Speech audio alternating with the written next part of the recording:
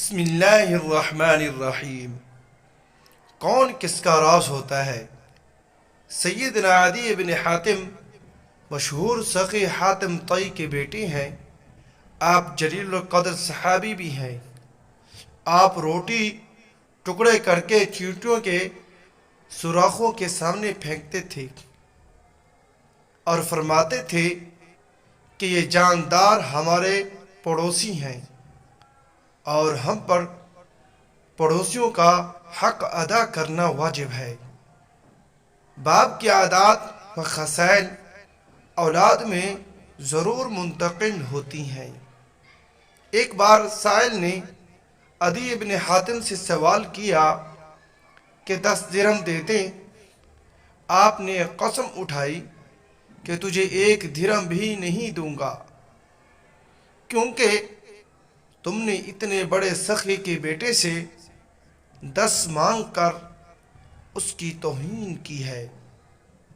جب سائل جانے لگا تو آپ نے واپس بلایا اور فرمایا، اگر میں نے رسول کریم صلی اللہ علیہ وآلہ وسلم سے نہ سنا ہوتا تو تمہیں 1 درہم بھی نہ دیتا۔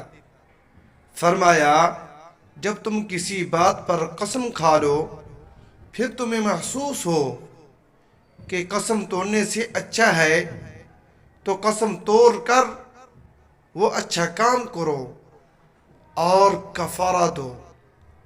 پھر آپ نے سائل کو 10,000 درہم دیے اور قسم کا کفارہ الگ ادا کیا۔ سخاوت مال اور سخاوت نفس وراثت میں بچے کو ملتی ہیں۔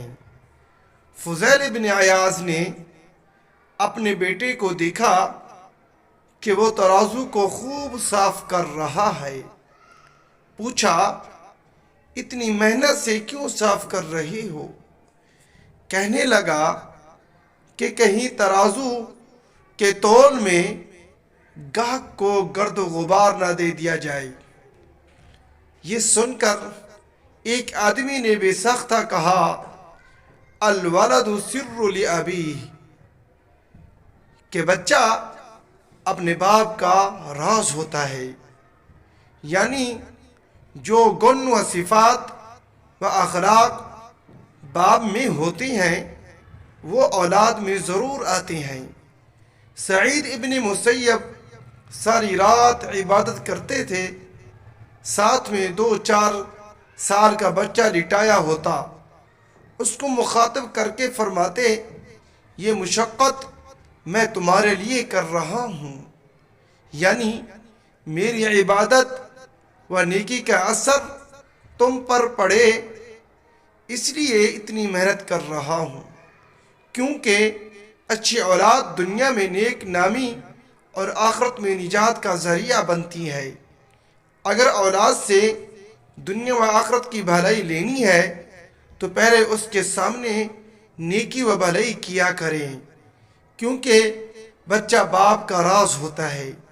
بچہ وہی کرتا ہے جو باپ کرتا ہے۔ اولاد کو نیک بنانے کے لیے خود نیک ہونا پڑے گا۔ اگر یہ ہماری ویڈیو اچھی لگے اس کو لائک، چینل کو سبسکرائب، ساتھ دیے گئے بیل آئیکن کے بٹن کو ضرور کلک کریں۔ جزاک اللہ۔